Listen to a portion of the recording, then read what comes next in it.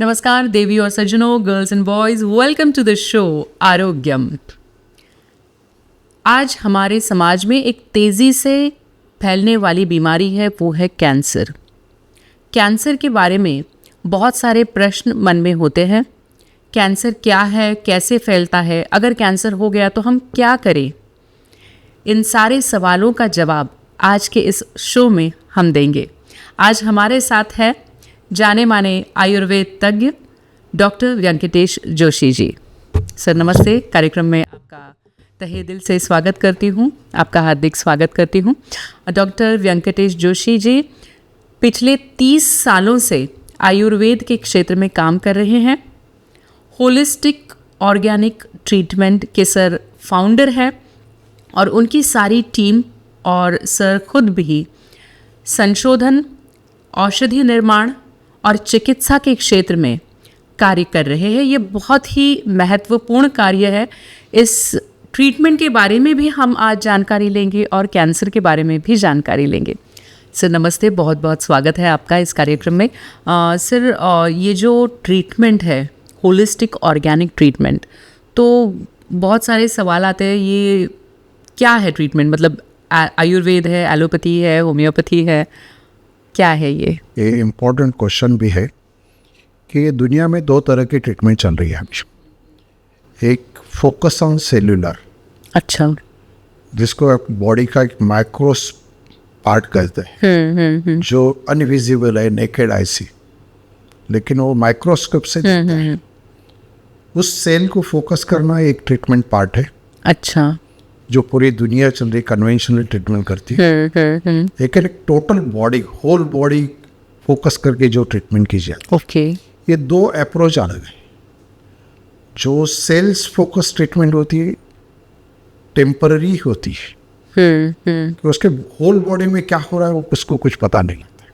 अच्छा, जो holistic treatment का total body, complete body focus होती है, और इसमें बॉडी के सिवा साथ साथ माइंड का भी विचार किया जाता है। अच्छा, तो इस होलिस्टिक ऑर्गेनिक ट्रीटमेंट में एक तो अप्रोच बहुत इम्पोर्टेंट है, जिसमें टोटल बॉडी का अप्रोच है, उसके साथ माइंड का अप्रोच है। दूसरा जो इम्पोर्टेंट है ऑर्गेनिक मेडिसिन, जो प्लांट बेस्ड मेडिसिन होती है ना, वो प्लांट का भी अप्रोच ही होलिस्टिक है। अच्छा, वो प्लांट भी होल बॉडी पे ही काम करता है जी। वो एक नेचुरल ब्यूटी है। आप कोई केमिकल का मॉलिक्यूल लेंगे तो वो सेल पे ही काम करेगा। तो होलिस्टिक ऑर्गेनिक ट्रीटमेंट में total body, mind, plant based organic medicine जो सबसे सुरक्षित है, जो न्यूट्रासिटिकल जिसको बोलते हैं हम, अच्छा, जो फूड जैसी काम करती है, जिसका कोई साइड इफेक्ट नहीं रहता है, इस मेडिसिन से हम पेशेंट का इलाज किया। आपने ये बताया कि ये ट्रीटमेंट किस तरह की होती है, जैसे कि नाम में ही है होलिस्टिक है, तो जाहिर सी बात है कि पूरे शरीर पे ये काम कर रही है। ऑर्गेनिक है, जो आजकल हम बोलते हैं कि ऑर्गेनिक खाना भी खाना चाहिए, पर आपने तो ये दवाइयों में भी ऑर्गेनिक होता है, ये बहुत लोगों को शायद पता नहीं होगा। तो ये सारी ट्रीटमेंट तो है, पर एक प्रश्न ऐसा उपस्थित होता है कि ये कैंसर जैसी जो बीमारी है, गंभीर बीमारी है, उस पे ये असर करेगी या नहीं? ये प्रश्न का उत्तर हम थोड़ी बाद में लेंगे। पहले हम कैंसर के बारे में क्या जानकारी दे सकते हैं अपने दर्शकों को? हाँ ज़रूर। कि अभी आपने थोड़ा सा एक पॉइंट समझा देता हूँ। हाँ, कि ऑर्गेनिक मेडिसिन ही क्यों चाहिए। हाँ, अपनी बॉडी ऑर्गेनिक है जी, ना फूड भी ऑर्गेनिक चाहिए, लेकिन दुर्भाग्यवश अभी उसमें अडल्ट्रेशन बहुत हो रहा है, जिसका परिणाम एक कैंसर में हो रहा है। तो जो अगर मेडिसिन भी ऑर्गेनिक रहेगी तो निश्चित रूप से ज़्यादा फायदा होगा। तो ये कैंसर जो है,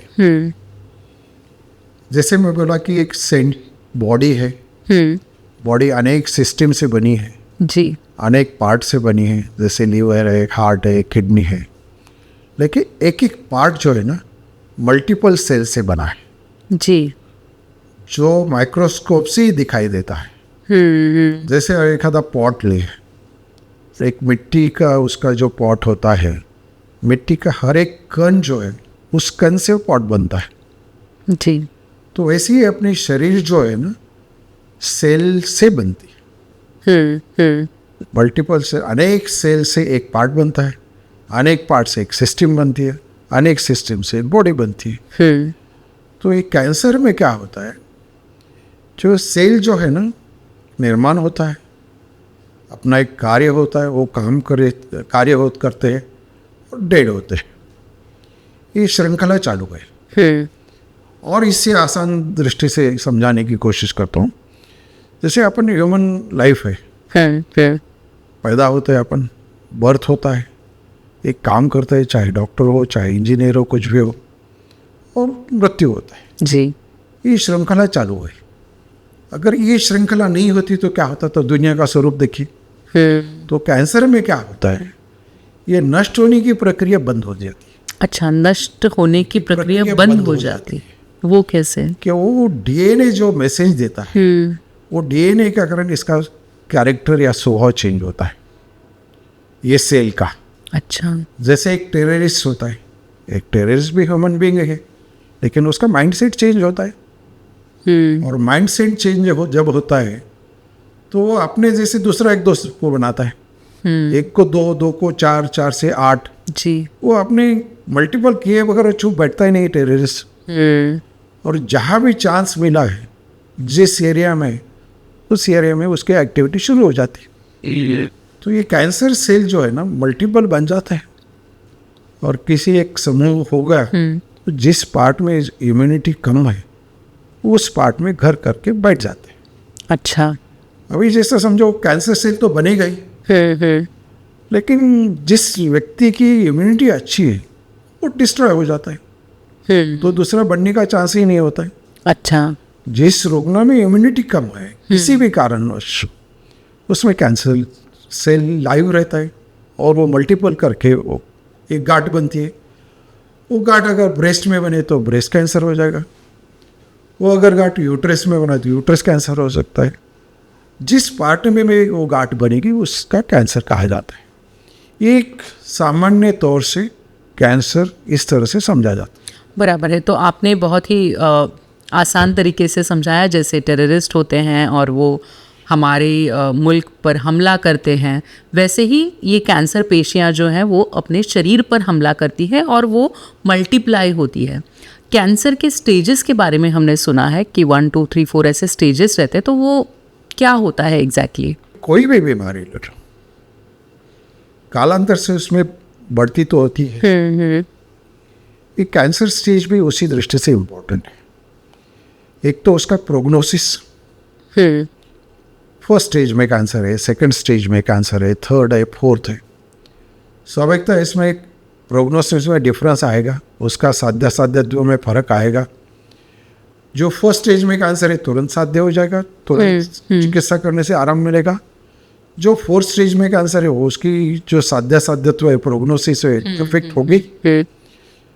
ये एक तरह से, और जो जिस स्थान में है और कितना फैला है इसके ऊपर से उसके स्टेज डिसाइड होते हैं। अच्छा, मतलब प्रोग्नोसिस मतलब आगे क्या भविष्य है उस कैंसर का या बीमारी का।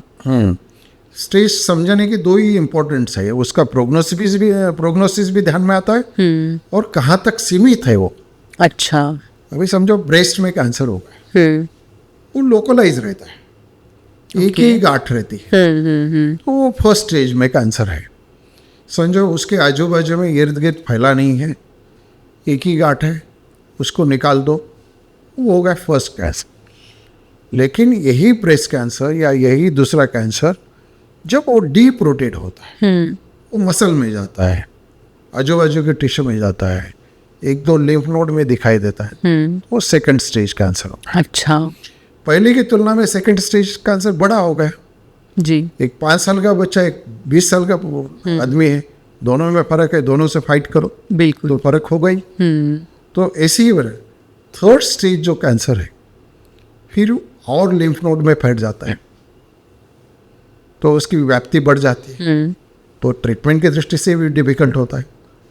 और फोर्थ स्टेज कैंसर जो है ना, एक ब्रेस्ट लिमिटेड नहीं होता है वो कैंसर, बाकी शरीर के अन्य भाग में फैल जाता है। अच्छा। कभी बोन में ही फैल जाता है, कभी लीवर में फैल जाता है, कभी लंग्स में हो जाता है, कभी ब्रेन में हो जाता है, बाकी शरीर में फैल जाता है। क्यों? उसका कैरेक्टर ही है, फैलना ही है उसको। वो जैसा टेररिस्ट है, उसका काम ही, स्वभाव ही वैसा है, तो फैल ही जाता है जी। उसको चांस देखते रहता है, वो चांस किससे मिलेगा वो देखता है। अगर समय पे ट्रीटमेंट मिलेंगे तो निकल जाएगा, नष्ट हो जाएगा, और बॉडी खुद ही ट्राई करती है कि उसको डिस्ट्रॉय करो, उसकी थोड़ी सी हेल्प की ज़रूरत होती है। तो अगर हम हेल्प करेंगे तो वो कैंसर होने की संभावना ही नहीं होगी आगे।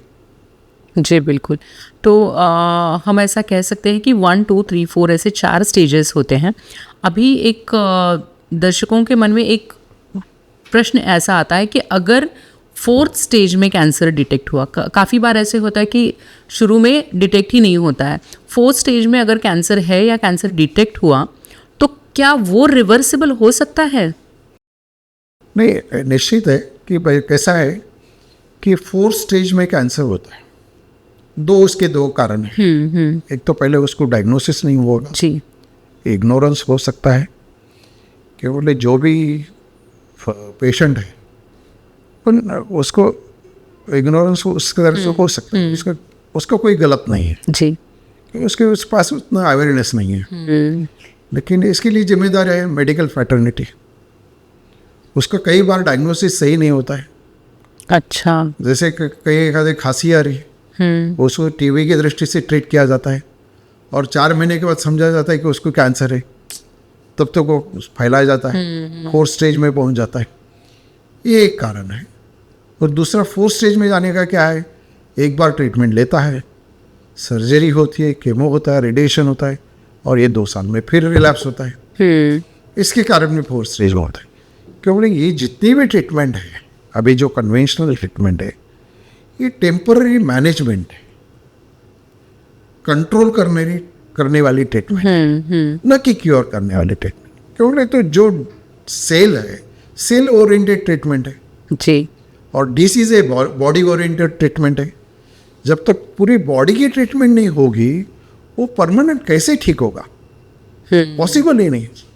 तो ये 4th स्टेज में आने वाले 2 प्रकार के रुग्ण होते हैं। हो सकता है इग्नोरेंस के कारण भी हो सकता है रिलैप्स होने के बाद। जब इनिशियल स्टेज में कैंसर 4th स्टेज में हो तो भी पेशेंट ठीक है, उसमें ट्रीटमेंट करने का बहुत स्कोप अच्छा है। अच्छा, 4th स्टेज के शुरू के स्टेज में। हाँ, क्योंकि उसकी गट हेल्थ अच्छी रहती है, अच्छा, डाइजेशन अच्छा रहता है, उसकी जनरल कंडीशन अच्छी रहती है, लीवर अच्छा रहता है, किडनी अच्छा रहता है। जो रिलैप्स वाला कैंसर है ना, उल्टा रहता है। क्यों ना वो रेडिएशन होता है, उसका केमो होता है, तो उसकी लीवर की फंक्शन की एबिलिटी, किडनी की एबिलिटी, इंटेस्टाइन की एबिलिटी, डाइजेशन की वगैरह, डाइजेस्टिव फायर जिसको बोलते हैं, वो कम होता है। और आजकल तो एवरीथिंग इज गट कहा जाता है। चाहे ब्रेन की हेल्थ हो, गट है, चाहे इम्यूनिटी हो, गट हेल्थ है, चाहे बाकी बीमारी हो, गट हेल्थ है। तो इतना ही इम्पोर्टेंस है। तो जब तक पेशेंट की जनरल कंडीशन अच्छी है, वाइटल अच्छे है, बाकी पैरामीटर अच्छे है, तो मैक्सिमम चांसेस है। और हमारे पास डेटा है। और आज डेटा क्यों चाहिए कि एक आधा पेशेंट ठीक हो गया, 2 पेशेंट ठीक हुए, 3 पेशेंट ठीक हुए, एक दूसरे से कुछ कम्युनिकेशन मालूम नहीं होता है कितने पेशेंट ठीक हुए जी।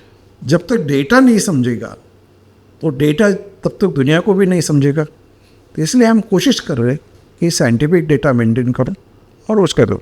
हमारे पास 3rd और 4th स्टेज में 1 से 10 साल तक पेशेंट लाइफ जीवित है, क्वालिटी जिसकी अच्छी, क्वांटिटी अच्छी है। अच्छा, अभी समझो एक 4th स्टेज में कैंसर है और 70 के बाद हो गया, ऐसे कई पेशेंट हैं। 70 साल की उम्र के बाद। 70 साल की उम्र, उसमें सेलिब्रिटीज ऐसे रहते हैं। और 70 साल में अगर उसमें 4th स्टेज में सर्जरी का तो कोई ऑप्शन ही नहीं रहता है कि सब जगह तो सर्जरी नहीं कर सकते, सब जगह तो रेडिएशन नहीं कर सकते, केमो टारगेटेड इम्यूनोथेरेपी इतना ही रह जाता है। 1 या 2 साइकिल होने के बाद ही हमारे पास एक से कई पेशेंट हैं कि कंफ्यूज हो जाते हैं, परेशान हो जाते हैं और डाई होते हैं, मृत्यु हो जाती है। लेकिन 70 साल के बाद ऐसे भी कुछ पेशेंट हैं, कई पेशेंट हैं जिनका लाइफ स्पैन बढ़ गया, क्वालिटी बढ़ गई। क्यों? अगर वही केमो लेते थे विद इन 2 मंथ 3 मंथ्स उनका नुकसान होता था। ये नेचुरल गिफ्ट है होलिस्टिक ऑर्गेनिक ट्रीटमेंट की।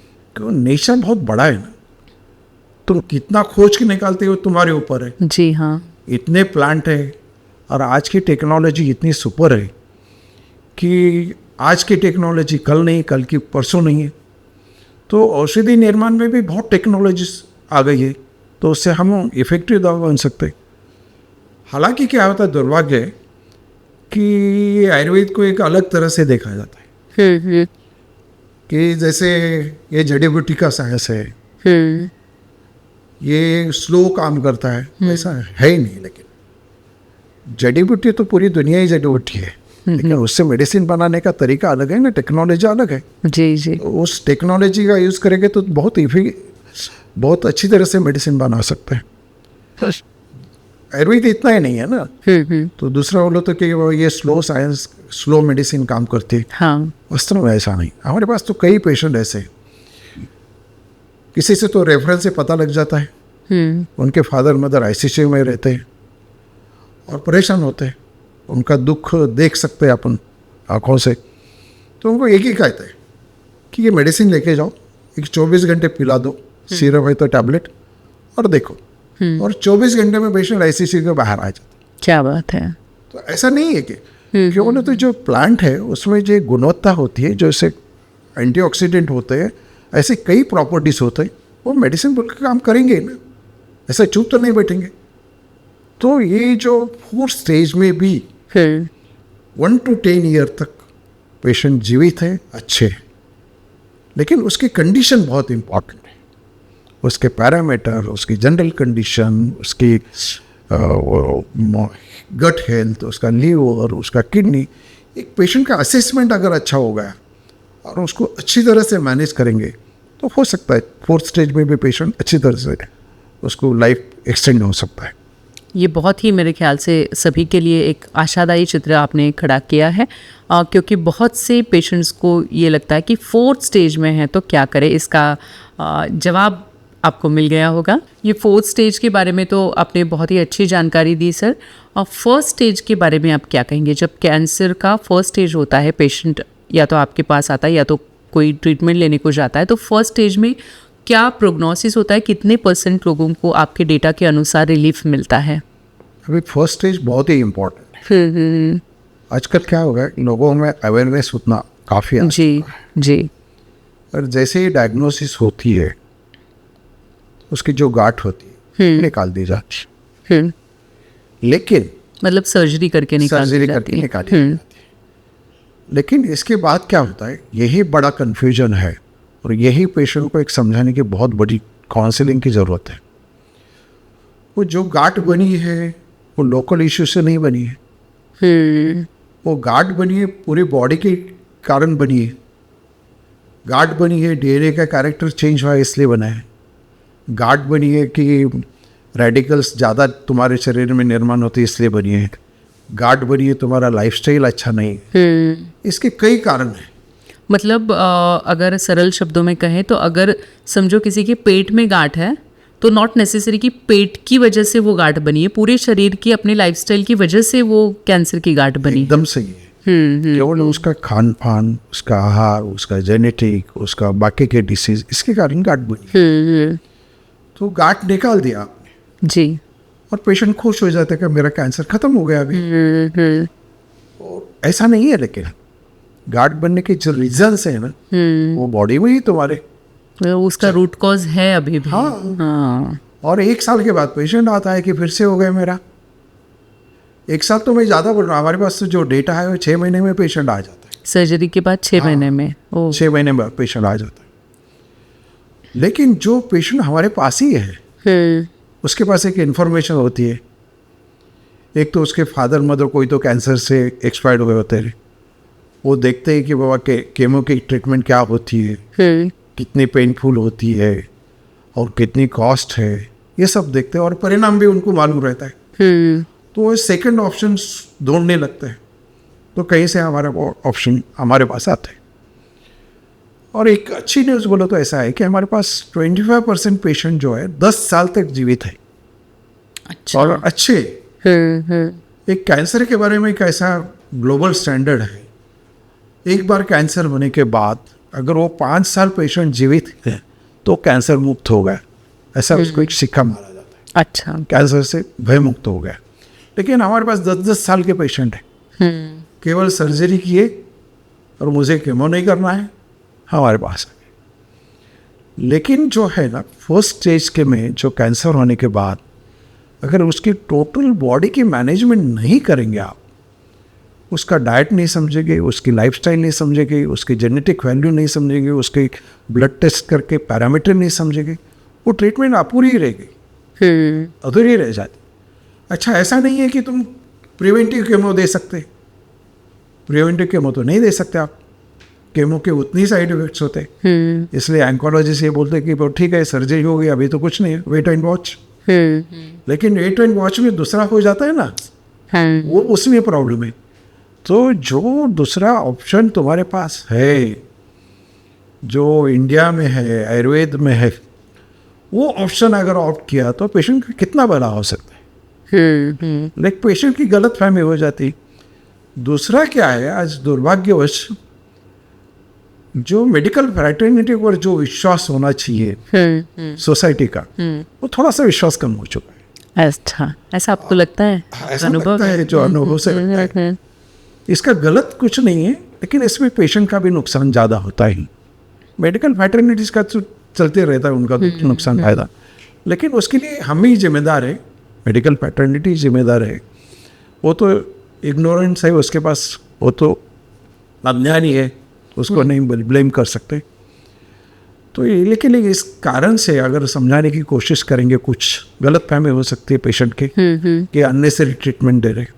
अच्छा, हाँ, तो लेकिन फर्स्ट लॉजिक समझ लो आप, लॉजिक समझना जरूरी है ना।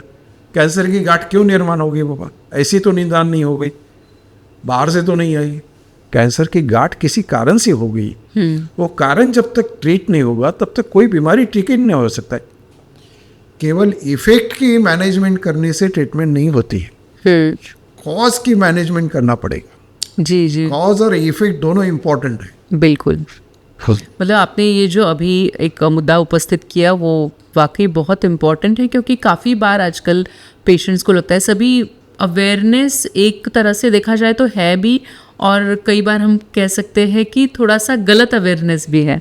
तो पेशेंट को काफ़ी बार लगता है कि ये सही है क्या? बहुत सारे सवाल रहते हैं कि ये इतना ट्रीटमेंट बोला तो है, लेकिन क्या ये ज़रूरी है क्या? तो वाकई में कि काफ़ी बार ऐसा होता है कि वो जगह, जैसे आपने बोला कि कुछ गांठ है तो वो निकल गई, लेकिन कॉज पूरे बॉडी में रहता है, इसलिए वो ट्रीटमेंट ज़रूरी होती है। और सर, आपने फर्स्ट स्टेज के बारे में कहा, फोर्थ स्टेज के बारे में कहा, जो थर्ड और फोर्थ स्टेज है उसके बारे में क्या कहेंगे? जैसे फर्स्ट स्टेज में और एक इम्पॉर्टेंट है कि पेशेंट जो रुग्ण जो है ना, डॉक्टर से कभी भी ओपन होना चाहिए। उसकी जो भी मजबूरी है अगर वो समझा दे, हो सकता है तुम्हारा बजट कम होगा, हो सकता है कुछ प्रॉब्लम हो गया, अगर ओपन होगा तो पेशेंट का ज़्यादा नुकसान नहीं होता है।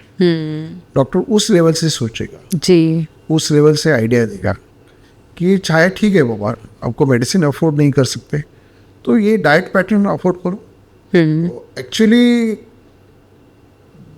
लाइफ स्टाइल अगर पैटर्न अच्छी तरह से फॉलो करेंगे तो कोई मेडिसिन की ज़रूरत नहीं। लेकिन आजकल क्या है, लोगों को शॉर्टकट चाहिए जी। लाइफ स्टाइल जाने दो, हर चीज़ में शॉर्टकट, 1-2 गोली खाओ, काम चलो। इसका रीज़न भी अलग है, उनकी भी गलती नहीं, मैं कभी पेशेंट को गलत नहीं समझा, क्योंकि 50 साल से कन्वेंशनल मेडिसिन खा के आ रहे हैं, चाहे डायबिटीज़ हो, चाहे हेडेक हो, चाहे माइग्रेन हो, 1 गोली खाओ, काम चलो। वही आदत लगी है आज। अभी थोड़ा सा 10 साल में ट्रेंड आया है कि लाइफस्टाइल बोल रहे हैं। तो लाइफस्टाइल मैनेजमेंट करने से ही बीमारी 80% कम होती है। मेडिसिन तो नहीं है तो भी चलेगा, मैं बोलता हूँ लाइफस्टाइल तो समझ लेना चाहिए। अच्छा, उसमें थोड़ा सा 50% तो फॉलो करना चाहिए, ये भी करेंगे तो बहुत होगा। अच्छा, तो दूसरा जो इम्पोर्टेंट है कि जो आपने बोला कि सेकंड स्टेज जो है या थर्ड स्टेज जो है, अभी फर्स्ट स्टेज में तो सर्जरी हो गई जी, इवन सेकंड स्टेज में भी सर्जरी की जाती है, करते हैं। उसमें थोड़ी सी रेडिकल सर्जरी होती है, थोड़ी सी बड़ी सर्जरी होती है, जितने भी मसल इन्वॉल्व है, जितने लिम्फ नोड इन्वॉल्व है, उसको निकाल दिया जाता है। लेकिन अगेन फिर से यही प्रॉब्लम होता है, जो विजिबल है वो निकाला जा सकता है, जो दिखते हैं सेल, जो गार्ड दिखते है उसको निकाला जाता है, जो अनविजिबल है उसका क्या करेंगे? अनविजिबल सेल है, माइक्रोस्कोप से देखने से पता लग जाएगा, हो सकता है वो इन्वेस्टिगेशन में नहीं आएंगे, लेकिन कहीं ना कहीं होते हैं जी। और दूसरा वो पेट स्कैन में वगैरह नहीं आते अनविजिबल सेल, और तीसरा और रीजन भी वैसे ही रहता है बॉडी में। तो सेकंड स्टेज में तो फर्स्ट स्टेज से अच्छी ट्रीटमेंट होनी चाहिए, और कम से कम मैं बोलता हूँ 5 साल नहीं 2 साल तो ट्रीटमेंट लेना ही चाहिए पेशेंट। अच्छा, क्यों ट्रीटमेंट लेना चाहिए? कि जैसे अभी आपको मालूम है कि अभी मैं हमेशा एग्जाम्पल देता हूँ, इग्नोरेंस कैसा होता है। मेडिकल पैटर्न तो कई डॉक्टर्स को मालूम है कि अल्कोहल बुरी है, स्मोकिंग बुरा है, फिर भी करते हैं, क्योंकि इग्नोरेंस है, ह्यूमन साइकोलॉजी है जी। तो पेशेंट तो गलती करने वाला ही है ना, वो करना उसका अधिकार ही है। हमारी ड्यूटी है कि उसको अच्छी तरह से समझाओ, जिस लैंग्वेज में समझता है उसको समझाओ, उसको बार बार समझाओ, वो गलती नहीं करेगा। ऐसा मेरा अनुभव है अभी तक। नहीं, आपने ये जो कहा ना कि पेशेंट को समझाना बहुत ज़रूरी है, तो मैं ये भी जानना चाहती हूँ कि आपके क्लिनिक में ये होलिस्टिक ऑर्गेनिक ट्रीटमेंट है, तो उसमें पेशेंट को समझाना या पेशेंट से बातचीत करना, उनके जो रिलेटिव्स है उनसे बातचीत करना, इस पर भी बहुत ध्यान दिया जाता है। एकदम सही है आपने जो बोला ना। ऐसे कैंसर का तो पेशेंट ना एक पेशेंट ही नहीं है, हाँ, उसकी फैमिली पूरी परिवार ही पेशेंट है जी। जब तक फैमिली का काउंसलिंग नहीं होता है ना, वो मैनेजमेंट हो ही नहीं सकती। वाइस वर्सा, हस्बैंड अगर पेशेंट है तो वाइफ को समझाना पड़ेगा मिनिमम, और वाइफ अगर पेशेंट है तो हस्बैंड को समझाना पड़ेगा। उसकी फैमिली जिम्मेदारी है ना उसकी जी। उसको जो भी करना है, अभी समझो 5:30 बजे मेडिसिन लेना है, हम कहते हैं कि ब्रह्म मुहूर्त में मेडिसिन लेना चाहिए। उसको सपोर्ट मिलना चाहिए ना फैमिली में। अगर सपोर्ट नहीं मिलेगी लेडी क्या करेगी बेचारी जी जी। तो उस तरह से फैमिली का भी काउंसलिंग होना चाहिए। जब तक फैमिली का काउंसलिंग नहीं होता, हम तो हमारे डॉक्टर, हमारी टीम बोला जाता है कि आप नेक्स्ट टाइम आएंगे तो हस्बैंड को लेके आएंगे, नेक्स्ट टाइम आए तो वाइफ को लेके आएंगे, नेक्स्ट टाइम लेके आएंगे तो बच्चों को लेके आएंगे। तो डिसीजन मेकर है जो इन्वायरमेंट क्रिएट करने वाला है, फैमिली में जो इन्वायरमेंट लगता है, पेशेंट जो है वो स्ट्रेस में ही रहेगा, उसको तो मालूम है। लेकिन बाकी लोगों की जिम्मेदारी है कि उसको स्ट्रेस से अलग करो। बार बार उसको पूछेंगे आप कैसा लगता है, कैसा लगता है, उसको लगेगा मुझे कैंसर ही है, तो उसके पूछने की ज़रूरत ही नहीं ना। तो ये जो छोटी छोटी चीज़ें हैं ना, बहुत मैटर करती है जी। क्यों? उसका स्ट्रेस मिनिमाइज हो जाता है। स्ट्रेस मिनिमाइज हो तो 50% ट्रीटमेंट ऐसी ही हो जाएगी। अच्छा, हाँ। तो इसलिए पेशेंट का काउंसलिंग, फैमिली का काउंसलिंग बहुत ही इम्पोर्टेंट है जी। बिल्कुल, पेशेंट को ये समझाना, उनके फैमिली को ये समझाना, ये बहुत महत्वपूर्ण है। आपने पहली और दूसरी स्टेज के बारे में हमें जानकारी दी, और अब हम तीसरी और चौथी स्टेज की और जानकारी लेना चाहेंगे कि जब कैंसर 3rd स्टेज में पहुंचता है तो क्या होता है, पेशेंट का रिएक्शन क्या होता है, रिलेटिव्स का क्या होता है, और किस तरह से ट्रीटमेंट होती है। पेशेंट चाहे कैंसर वर्ड सुनते ही परेशान होता है जी, और वो भी जब उसको कहा जाता है कि 3rd स्टेज है, 4th स्टेज है, यानी तुम्हारा कैंसर दूसरे पार्ट में गया है। जो महाराष्ट्र में राइट हो रही है, दंगल है, ये यूपी तक गई है, तो पूरे इंडिया फैलने में कुछ समय नहीं लगेगा जी। इसको बोलते हैं कि 3rd स्टेज और 4th स्टेज। तो लेकिन ये जब तक राइट हो, या मैं तो अपने पेशेंट को बोलता हूँ कि ये जो बीमारी है ना, ये फायर है। फायर का स्वभाव एक जगह रह नहीं सकती, फायर वो स्प्रेड होने वाली ही है। उस तरह से ये कैंसर भी फैल जाता है। तुरंत उसको पानी नहीं डालेंगे तो आज जो एक पार्ट जला है, बर्न हुआ है, पूरी बॉडी को जला देगा। वैसे ही 3rd और 4th स्टेज में ना बहुत इम्पोर्टेंट है। और उसमें भी कभी भी डॉक्टर हो, साइंटिस्ट हो, मेडिकल साइंस हो, ऑप्टिमिस्टिक रहेंगे तो ये इलाज होता है। क्योंकि पहले से ही आपने जैसे कहा कि ये फायर है, तो थर्ड फोर्थ में ये फायर बहुत बढ़ने के चांसेस है। बढ़ने के चांसेस है, स्पीड ज़्यादा है, स्पीड ज़्यादा रहेगी उसमें। अगर लेकिन पेशेंट की कंडीशन अगर अच्छी है, हेल्थ कंडीशन अच्छी है, घूमता फिरता है, एक्टिव है पेशेंट, उसका एक्सरसाइज जो मॉडरेट एक्सरसाइज है, माइल्ड एक्सरसाइज कर सकता है, नींद अच्छी ले सकता है, नींद अच्छी है, डाइट लाइफस्टाइल चेंज कर सकता है, सिंसियर है, तो उसमें भी कोई प्रॉब्लम नहीं। अच्छा, प्रॉब्लम क्या है? बॉडी में इम्यूनिटी है, बॉडी में ही रिपेयरिंग है। जैसे डैमेज हुआ है रिपेयरिंग तो होती है, लेकिन उसका एनवायरनमेंट चेंज करना, उसके टॉक्सिन्स निकालना, उसके न्यूट्रिएंट्स देना, यही तो जिम्मेदारी डॉक्टर की है। दूसरा है क्या? डॉक्टर तो कैंसर अंदर जाके तो नहीं कम कर पाएगा जी। बॉडी को एडवाइस करना और उसका एनवायरनमेंट क्रिएट करना, न्यूट्रिएंट्स देना, उसके टॉक्सिन्स निकाल देना, इतनी 3 चीज़ें अगर हो गए तो कौन सी बीमारी रहेगी अंदर? ये आपने बहुत ही अच्छा शब्द यहाँ पे इस्तेमाल किया कि बॉडी का एनवायरनमेंट। हाँ। हम कहते हैं कि हमारे आजू बाजू का एनवायरनमेंट ऐसा होना चाहिए, वैसे बॉडी का एनवायरनमेंट अच्छा होना बहुत ज़रूरी है, बहुत इम्पोर्टेंट है। अगर टॉक्सिन्स फ्री है, रेडिकल फ्री है बॉडी, तो काम करेगी ना, उसमें न्यूट्रिएंट्स मिलेंगे तो बॉडी का फंक्शन इम्प्रूव होने वाला है। तो जो हम हमेशा बोलता हूँ कि मैं कि ट्रीटमेंट मैनेजमेंट के 5 बिंदु है। अच्छा, जैसे अपने मुट्ठी है, इसे 5 उंगली से बनी है जी, जिसको हम वज्रमुठ बोलते हैं, इससे कोई छूट नहीं सकता जी। 5 उंगलियां बोलते हैं। तो ट्रीटमेंट की भी 5 उंगलियां बहुत इम्पोर्टेंट। अच्छा, अगर वो तुम्हारे पास अच्छी है तो चाहे कोल्ड हो चाहे कैंसर हो, वो तुम्हारे से छूटेगा ही नहीं। क्या बात है। हाँ, ये क्या है? हमें बहुत उत्सुकता लगी है कि ये 5 उंगलियां क्या है ट्रीटमेंट की। 5 उंगलियां जो है, अभी जैसे पहली इम्पोर्टेंट है स्लीप। नींद। हाँ, नींद जो बायोलॉजिकल साइकिल है और अपनी साइकिल अलग है। 6 बजे इन्वायरमेंट का अलग होता है मॉर्निंग में, रात में 6 का इन्वायरमेंट अलग होता है, बिल्कुल 9 बजे 10 बजे अलग रहता है।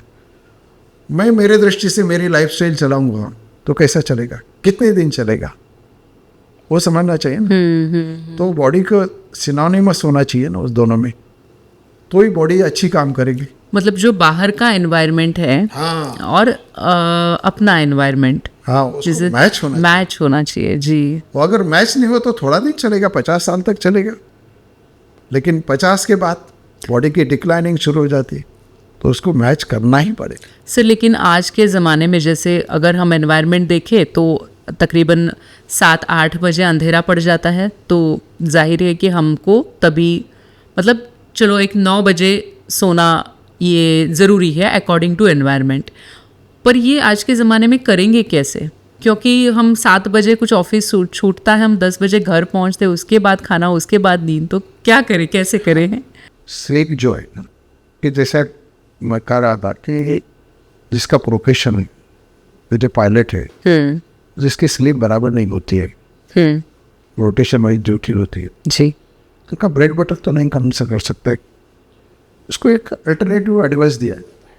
अच्छा, कि जैसे अभी एक ऐसी समझ है कि ड्यूटी से आएगा, खाना करके सो जाएगा, हाँ, लेकिन उसी थोड़ा सा चेंज कर देंगे।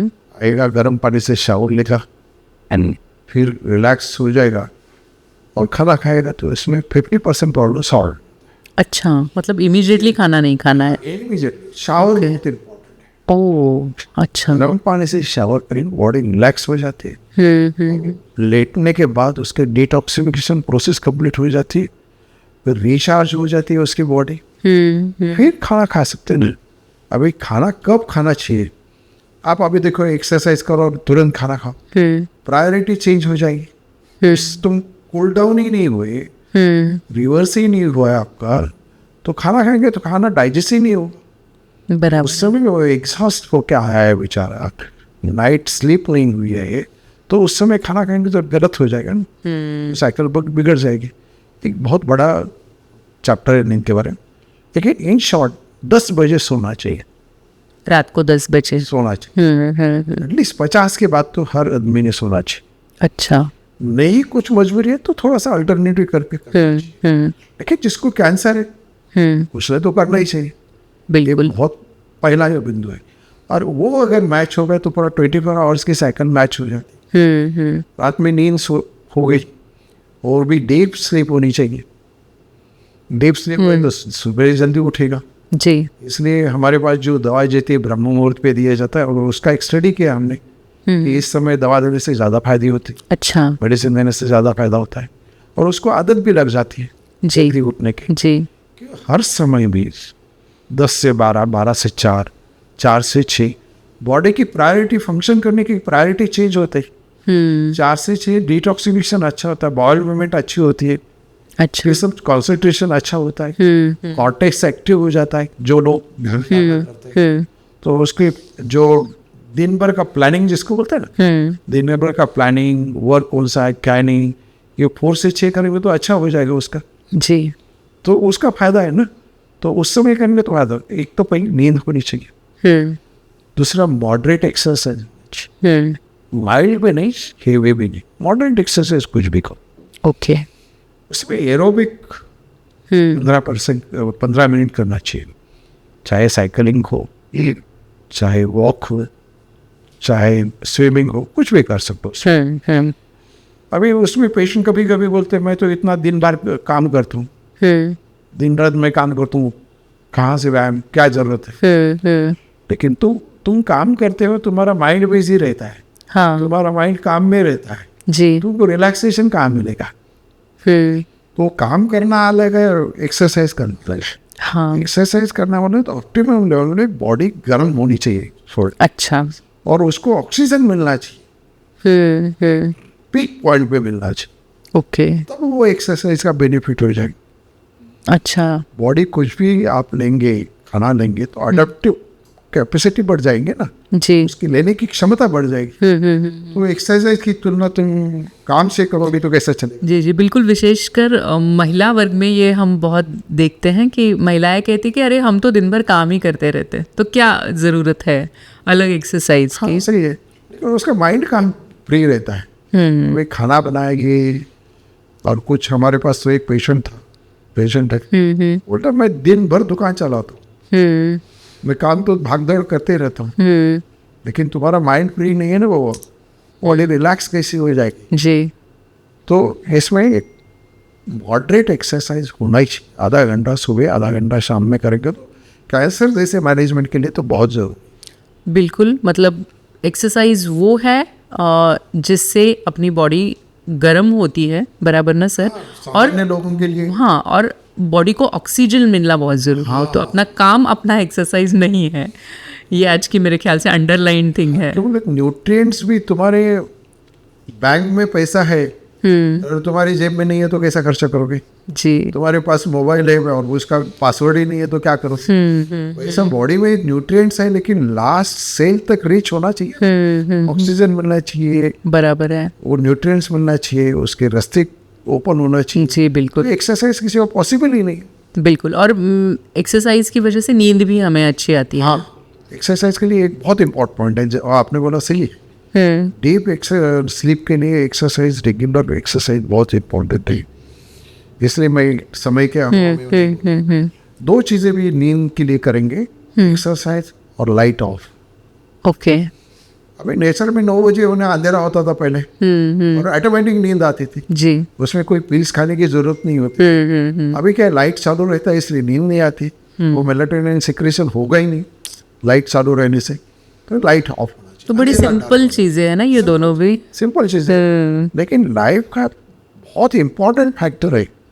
आयुर्वेद में इसके लिए एक 1/3 इम्पोर्टेंस दिया है जी। बिल्कुल, 1/3 मतलब बहुत ज़्यादा इम्पोर्टेंस है ये नींद को। तो ये सर आपने ये पहला पॉइंट कहा कि आपने कहे कि 5 पॉइंट्स है, तो उसमें से एक पहला पॉइंट नींद है, फिर और कौन से है पॉइंट्स? Moderate exercise, okay. तीसरा डाइट इम्पोर्टेंट।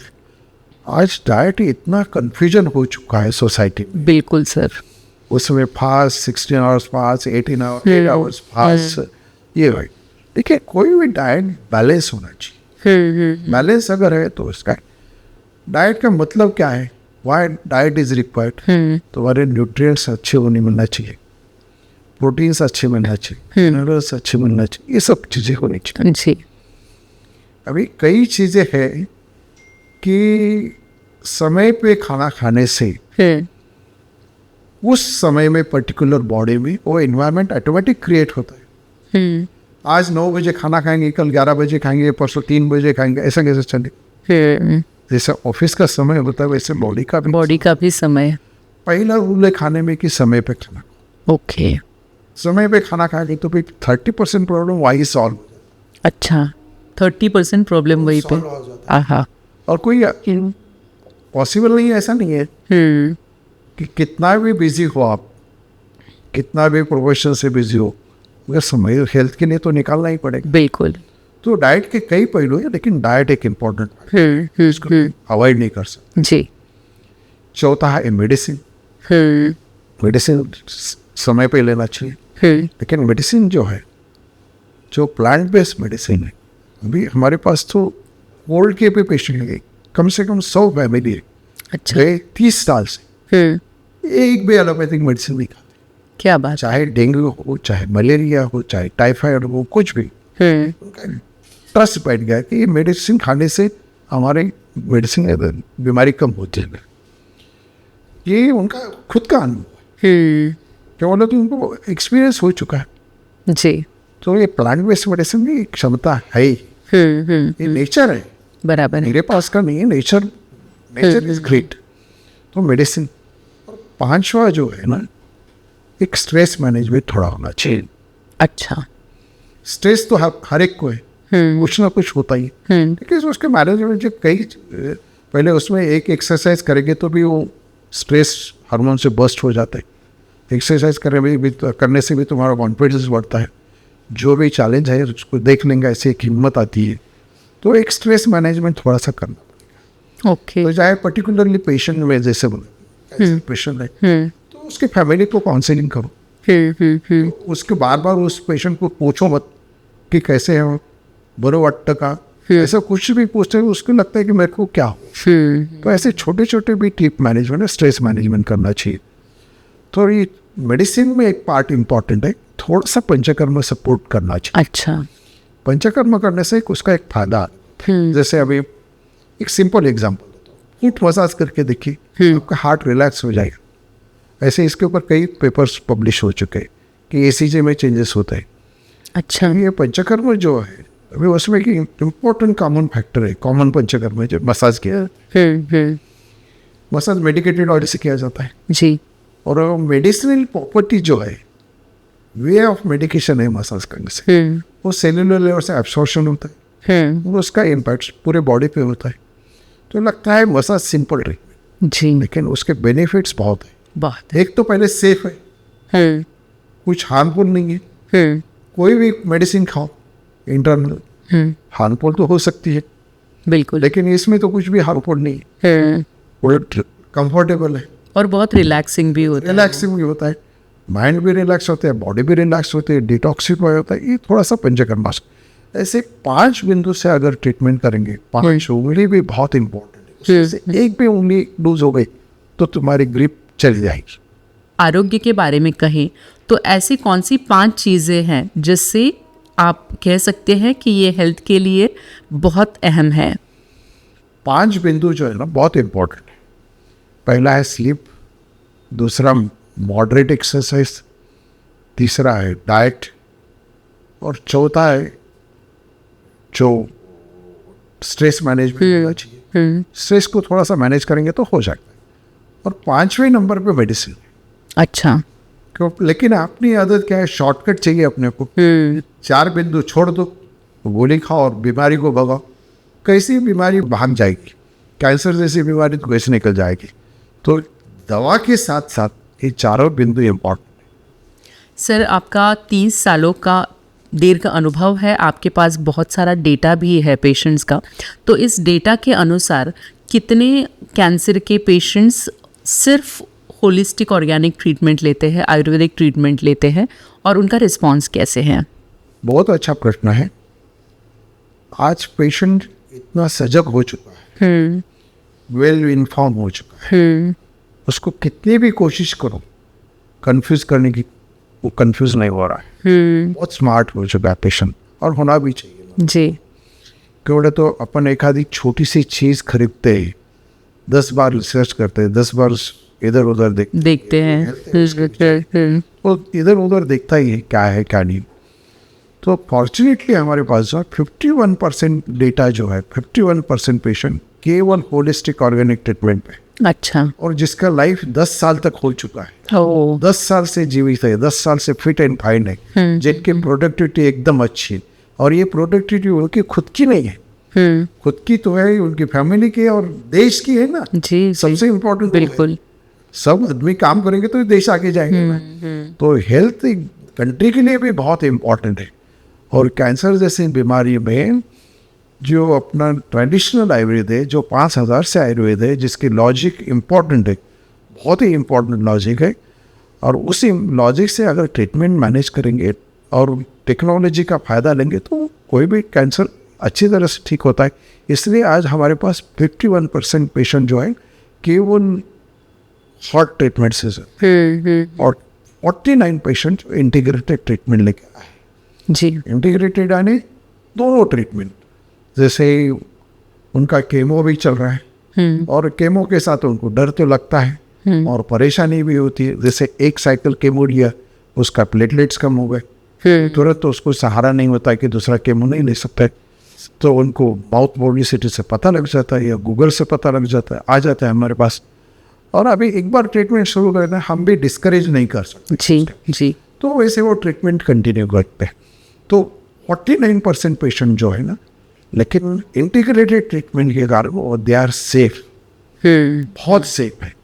अगर हमारी ट्रीटमेंट नहीं लेते तो वही खुद एक्सपीरियंस बताते हैं कि मेरे बाजू के जितने पेशेंट वो कोलैप्स हो गए और ये हो गए, लेकिन हम अच्छे हैं।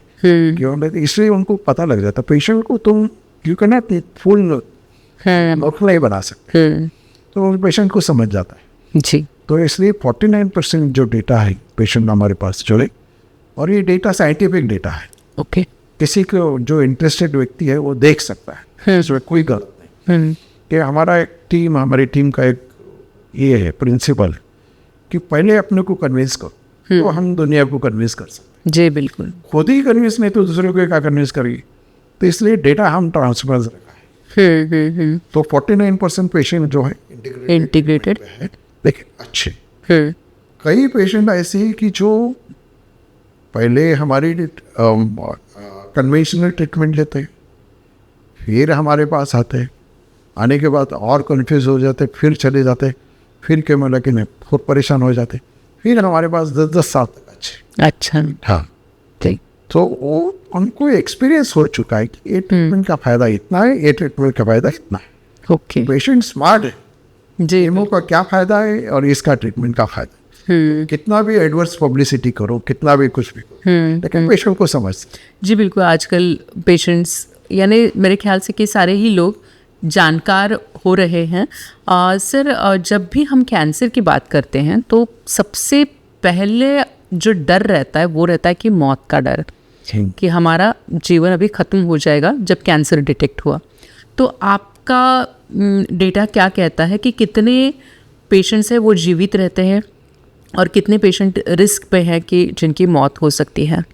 बहुत ही है कि अभी फॉर्चुनेटली हमारे पास जो डेटा है सिर्फ 25 से 30% एक्सपायर्ड हो चुके हैं। अच्छा, लेकिन 75% पेशेंट आज जीवित है।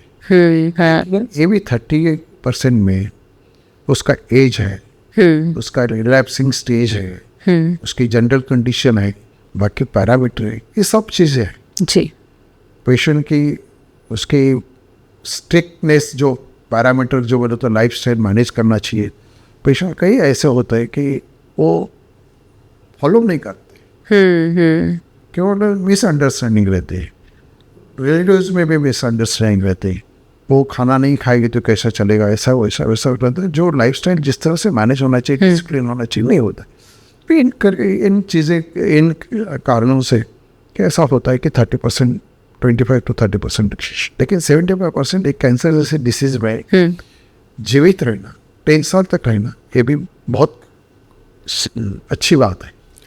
तो जैसे अभी सर ने कहा कि 70% जो रुग्ण है, जो पेशेंट्स है, वो जीवित रहते हैं, उनकी लाइफस्टाइल भी अच्छी रहती है। और सर हम आमतौर पे देखें तो रेडियोथेरेपी और कीमोथेरेपी ये कैंसर से जुड़े हुए शब्द हैं। आमतौर पर लोगों को ये भी पता रहता है कि उसके कुछ साइड इफ़ेक्ट्स है। तो आप बता सकते हैं कि एग्जैक्टली साइड इफ़ेक्ट्स क्या है और होलिस्टिक ऑर्गेनिक ट्रीटमेंट में क्या हम वो अवॉइड कर सकते हैं? निश्चित ही यहाँ बहुत इम्पोर्टेंट और अल्टीमेटली क्या है, पेशेंट का बेनिफिट बहुत इम्पोर्टेंट। जी जी। पेशेंट को किसी पैथी का कोई संबंध नहीं, उसका रिलीफ मिलना चाहिए। हाँ। जो केमो के साइड इफेक्ट्स तो होते हैं, पेशेंट को भी मालूम है, क्यों तो उसमें केमो के एक्शन ही वैसी है ना कि कैंसर सेल के साथ साथ अच्छे सेल में भी डिस्ट्रॉय होते हैं। अच्छे सेल कहीं के भी हो सकते हैं जी। खून के तो WBC कम हो जाते हैं, प्लेटलेट्स कम हो जाते हैं, और दूसरा केमो नहीं ले सकते हैं। जैसे गट हेल्थ में एपेटाइट कम हो जाता है, क्योंकि एंजाइम सेक्रेट करने वाले जो सेल्स हैं वो नष्ट होते हैं, बाल के सेल नष्ट होते हैं, जहाँ के भी बॉडी में सेल नष्ट होते हैं उस पार्ट का काम नहीं होता। एनर्जी लेवल कम हो जाती है, ड्रेन हो जाता है पेशेंट, इसका मनोबल टूट जाता है। ऐसी अवस्था में जब पेशेंट हमारे पास आता है तो जैसे ही ट्रीटमेंट लेगा कि 24 आवर्स उसका कॉन्फिडेंस आ जाता है। अच्छा। और एक 1 वीक में पेशेंट को है ना जो पैरामीटर्स है उसका CBC तुरंत वो कर लेता है। पेशेंट भी उसको भी उत्सुकता रहती है कि मेरा क्या रिपोर्ट है, प्लेटलेट्स बढ़े कि नहीं, उसमें दिखाई देता है उसको कि ये प्लेटलेट्स बढ़े पहले से, चाहे लिवर फंक्शन टेस्ट हो चाहे कुछ भी हो, लेकिन सब पैरामीटर्स चाहे किडनी के फंक्शन टेस्ट हो कि उसके इम्प्रूवमेंट हो दिखाई देती। और 24 आवर्स में उसकी एनर्जी लेवल बढ़ती है, कॉन्फिडेंस बढ़ता है, ये तो उसको समझता है। लेकिन एक हफ्ते के बाद उसका रिपोर्ट से कन्फर्म हो जाता है कि आई एम बेटर नाउ, ऐसा एक पेशेंट का फील हो जाता है, तो उसका मनोबल भी बढ़ जाता है। जी बिल्कुल। अभी मैं ठीक होने के नज़दीक जा रहा हूँ, तो फिर और ट्रीटमेंट कंटिन्यू करते हैं। वैसे ही रेडिएशन की ट्रीटमेंट भी बहुत पेन होता है, एक्सटर्नल बर्निंग पेन होता है, तो जस्ट हमारे एक एप्लीकेशन से उसका पेन सबसाइड हो जाता है। अच्छा। और उसके साथ ये ट्रीटमेंट करने से भी उसका फायदा होता है। ये केमो और रेडिएशन दोनों भी ट्रीटमेंट में अगर सपोर्टिव ट्रीटमेंट भी लेंगे तो भी पेशेंट का फायदा है। तो अल्टीमेटली उसका एक जीने का अधिकार है, उसकी क्वालिटी लाइफ चाहिए, क्वांटिटी लाइफ चाहिए। उसमें अगर कोई भी कंट्रीब्यूट करे तो अच्छा ही, तो सोसाइटी का फायदा, देश का फायदा है। तो इसलिए लोगों के भी इसमें मुझे जो ध्यान में है, पेशेंट का एजुकेशन बहुत इम्पोर्टेंट है। जितना तुम एजुकेशन करेंगे उतना ही कम है जी, और कितने बार भी करो वो कम ही है। तो बार बार रिपीटेड एजुकेशन करने से पेशेंट का, सोसाइटी का, देश का भला होने वाला, ये ध्यान में है। सर डेटा के अनुसार आपने पिछले 1 साल में, तकरीबन 1 साल में कैंसर के विभिन्न चरणों के पेशेंट्स में कुछ अलग ऐसे ट्रेंड्स देखे हैं? ट्रेंड्स ऐसा है कि 2 टाइप के पेशेंट होते हैं। एक तो सर्जरी करने के बाद, डायग्नोसिस करने के बाद जो उसको एक अनुभव रहता है, एक नॉलेज रहता है, चाहे वो फैमिली से हो, चाहे फ्रेंड से हो, चाहे रिश्तेदार से हो, वो केमो और रेडिएशन, इसका एक पेन, उसकी कॉस्ट, वो उसको समझ जाता है। तो वो पेशेंट दूसरा ऑप्शन ढूंढता है। एक ट्रेंड वो है कि वो दूसरे ऑप्शन में आता है और देखता है। हम भी उसे कहते हैं कि कोई भी ट्रीटमेंट करो, सजग रूप से करो, आंखें खोल के करो, और जो भी पैरामीटर्स आज साइंस से इस्टेब्लिश हो चुके हैं कि विद इन 1 वीक हमारे ये ब्लड टेस्ट करो, ये पैरामीटर्स होना चाहिए, इन्फ्लेमेटरी मार्कर होना चाहिए, विटामिन डी लेवल होना चाहिए, विटामिन डी B12 होना चाहिए, और 1 महीने के बाद फिर से रिपीट करो। ओके। तो दोनों की कंपैरेटिव कर सकते हैं। वो अगर करेंगे तो उसका भी विश्वास बढ़ जाता है। ट्रस्ट अगर बिल्ट हो गया, ट्रस्ट दोनों के ऊपर भी चाहिए, एक तो डॉक्टर के ऊपर चाहिए और उसके ऊपर खुद के ऊपर ट्रस्ट चाहिए। मैं जो कर रहा हूँ सही कर रहा हूँ कि नहीं जी। उसको तभी मालूम हो जाता है कि जो पैरामीटर्स अपने पास आए हैं, जैसे बैंक में पासबुक में दिखता है कि पैसे जमा हुए, बढ़ने से थोड़ा सा होता है, तो ऐसे ही हो जाता है कि उसको तसल्ली मिलती कि बाबा ठीक है, मेरा हीमोग्लोबिन बढ़ा है, कि इन्फ्लेमेटरी मार्कर कम हो गई, ये उससे समाधान मिलता है। तो हम पहले 1 महीने में उसका टेस्ट करें, और बाद में 2-2 महीने 3-3 महीने के जैसे बहुत थोड़े से कॉस्टली टेस्ट भी रहेंगे तो भी हम थोड़ा सा प्रोलॉन्ग करते हैं। ओके। और 6 महीने में 1 साल में जो इमेजिनरी साइंस जिसको बोलते हैं सोनोग्राफी से लेकर पेट स्कैन तक जो भी योग है और उसका एडवाइस करते हैं, क्योंकि पेशेंट को लगना चाहिए कि जो भी ट्रीटमेंट है साइंटिफिक होना चाहिए जी, वही करना चाहिए। बराबर है। तो ये एक ट्रेंड है कि पेशेंट इस तरह से आता है। दूसरा ट्रेंड ऐसा है कि पेशेंट बीच में ही परेशान हो जाता है। अच्छा। जैसे रेडिएशन लिया, केमो लिया, परेशान हो जाता है, फिर वो इधर उधर हाथ पाँव मारने लगता है कि हमारे पास आ जाता है, फिर वो एक तो छोड़ देता है, मुझे जाना ही नहीं उधर, फिर वो ट्रीटमेंट कंटिन्यू करता है, केवल हमारी ट्रीटमेंट कंटिन्यू करता है और उससे भी उसका फायदा होता है। अच्छा। और दूसरा तीसरा जो ग्रुप होता है कि जो इंटीग्रेटेड ट्रीटमेंट करना चाहता है, मतलब वो दोनों रिस्क नहीं लेना, तो वो भी कंटिन्यू करता है। ठीक है, तुम्हारे जो आए जब तक है तब तक करो। तो तीनों ट्रेड के से अल्टीमेटली पेशेंट बेनिफिट होना चाहिए, हमारा गोल है। और पेशेंट को मिसगाइड नहीं होना चाहिए, उसके दिमाग में कुछ कंफ्यूजन नहीं होना चाहिए। जो भी उसके लेवल में हो सकता है, एक आधा ड्राइवर हो सकता है, एक आधा एक हाई-फाई कॉर्पोरेट कल्चर का हो सकता है, मैनेजर लेवल पे, दोनों की अंडरस्टैंडिंग अलग हो सकती है, दोनों को उसकी लैंग्वेज में समझाना पड़ता है। कई मेडिकल डॉक्टर भी अपने पास आते हैं तो उनको भी समझ जाता है कि क्या फ़ायदा हो रहा है क्या नहीं, तो ऐसे मिसगाइड नहीं कर सकते और करना भी नहीं चाहिए। बराबर है। कुछ वैल्यू होना चाहिए प्रोफेशन में। इस तरह से हम कोशिश करते हैं और ये तीनों ट्रेन में जो सर्विस हमारे पास से मिलती है, हम तो खुश हैं और पेशेंट का बेनिफिट होता है तो हमारी खुशी बढ़ जाती है। आपने एक बात का जिक्र किया कि कई पेशेंट होते हैं वो थोड़े से ऐसा होता है कि छोड़ देते हैं ट्रीटमेंट। तो कई पेशेंट्स होते हैं कि जो बहुत कंसिस्टेंटली ट्रीटमेंट लेते हैं, कई पेशेंट होते हैं जो बीच में छोड़ देते हैं, कि उसका भी ट्रेंड है।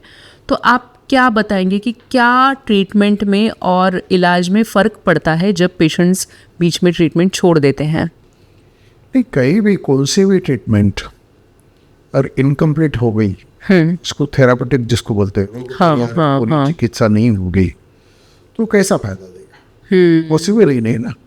जैसे मैं हमेशा हमारे पेशेंट को कहता हूँ कि कैंसर एक बीमारी क्राइम है, समझो। एक को 1 साल की सजा, एक को 5 साल की सजा, एक को 20 साल की सजा। क्यों? उसका माइंड सेट चेंज होना चाहिए। 20 साल ही क्यों, 5 साल ही क्यों? तो ये डीएनए का भी स्वभाव बदलना चाहिए। डीएनए का स्वभाव बदलना चाहिए। अच्छा। तब तक उसको छोड़ देंगे तो तुम्हारा कैंसर फिर से हो गई। तो वो होता है ना। डीएनए का स्वभाव कब चेंज होगा? बॉडी का एनवायरनमेंट चेंज होना चाहिए, उसकी इम्यूनिटी चेंज अच्छी होनी चाहिए, उसको न्यूट्रिएंट्स बॉडी को जो चाहिए रिक्वायर्ड वो फुलफिल होना चाहिए। सिंपल है। अगर वो होगा तो हो गई। अच्छा। का स्वभाव जो रिपेयरिंग नहीं होता इसलिए तो कैंसर होता है। हाँ। तो रिपेयरिंग अगर प्रोसेस अच्छी इम्प्रूव हो गई तो पॉसिबल क्यों नहीं है? ऐसा कौन सा कैंसर है? कैंसर भी बॉडी के बाहर का तो बीमारी नहीं है, कोई तो बॉम्ब डाल रहा है ऐसा तो नहीं है। बॉडी में ही तो रिपेयर हो रहा है जी, बॉडी में ही क्रिएट हो रहा है, तो बॉडी में ही रिपेयरिंग हो जाएगा, उसमें कौन सी बड़ी बात। लेकिन सही समय पे सही ट्रीटमेंट होनी चाहिए, वही इम्पोर्टेंट।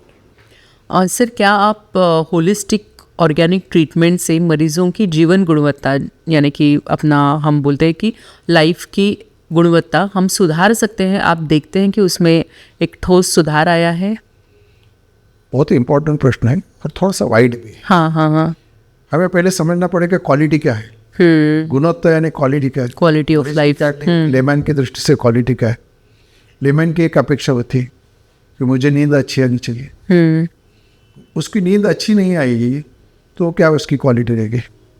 तो उसका दूसरा एनर्जी लेवल अच्छा होना चाहिए, एनर्जी इंडिपेंडेंट होना चाहिए। सीनियर सिटीजन है या कुछ भी हो या प्रोफेशनली काम कर रहा है तो उसको थकान नहीं आना चाहिए, फिटनेस नहीं लगना चाहिए, एनर्जी होना चाहिए।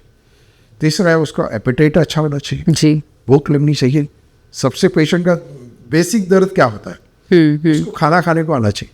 हाँ, तो खाना बहुत इम्पोर्टेंट है। उसकी एपेटाइट अच्छी होनी चाहिए, वो खाने के लिए तो जीता है आदमी। तीसरा है कि उसका नींद हो गया, एनर्जी लेवल हो गया, खाना हो गया, तो इसके साथ में साथ उसका सोशल लाइफ भी अच्छा होना चाहिए, घर का फैमिली लाइफ भी अच्छा होना चाहिए जी। ये सब क्वालिटी अगर अच्छी हो गई तो वो अच्छा है। और 5वें उसकी रिपोर्ट्स जो मैं पहले तो इसमें तुरंत उसका इफेक्ट दिखाई देता है। जैसे प्लांट बेस्ड ऑर्गेनिक मेडिसिन का जो बेनिफिट है ना, वो बहुत ही अलग है कि उसके 24 आवर्स में जैसे फूड खाते हैं, वो फूड खाने के बाद जैसे आधे घंटे में आपको एनर्जी मिलती है जी, वैसे बहुत सारे तो न्यूट्रिएंट्स ही होते हैं उसमें, तो इसके कारण उसको अच्छा लगता है कि एनर्जी लेवल बढ़ जाती, नींद अच्छी लगती, भूख अच्छा लगता है, और बाकी जो इनडाइजेशन के जो सिम्टम्स होते हैं, नोशिया, वॉमिटिंग, ये वो सब कम हो जाते हैं। तो उसको एक फिर से कॉन्फिडेंस आ जाता है कि मुझे अच्छा लग रहा है।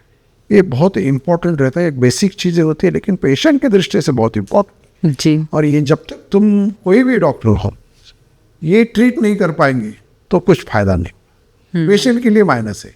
चाहे बीमारी कुछ भी हो, बीमारी आज नहीं कल हो जाएगी, लेकिन विद इन 1 वीक उसको ये रिलीफ मिलना ही चाहिए। और ये प्लांट बेस्ड ऑर्गेनिक मेडिसिन से बहुत अच्छा मिल जाता है, चाहे कीमो के बाद हो, चाहे रेडिएशन के बाद हो, चाहे इंडिपेंडेंट हो, तुरंत मिल जाता है। ये एक बहुत बड़ी नेचुरल गिफ्ट है। जैसे आपने कहा कि पेशेंट को अच्छा लगना चाहिए, अच्छा फील होना चाहिए, और ये जो हम कहते हैं कि मूलभूत है, बहुत सिंपल है, जैसे भूख लगना, नींद आना या एनर्जी लेवल होना, तो ये सारी मेडिसिन के लेने से तुरंत अच्छी हो जाती है ये चीज़ें।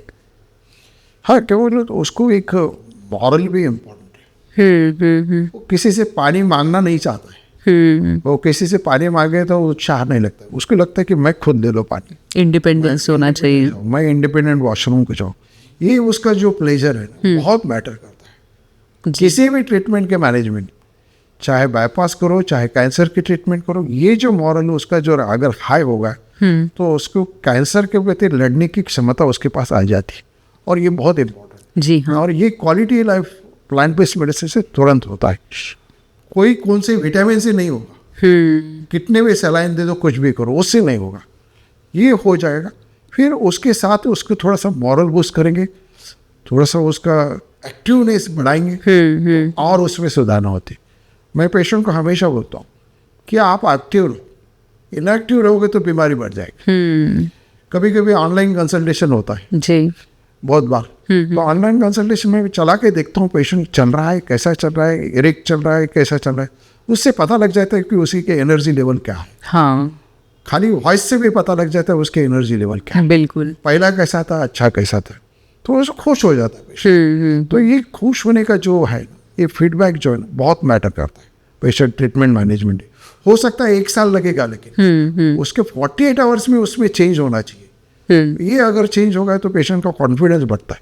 तो चाहे कैंसर कौन से भी स्टेज में हो, 4th स्टेज में भी हो, पेशेंट ठीक होने का उसका कॉन्फिडेंस बढ़ा तो डॉक्टर का कॉन्फिडेंस बढ़ जाता है।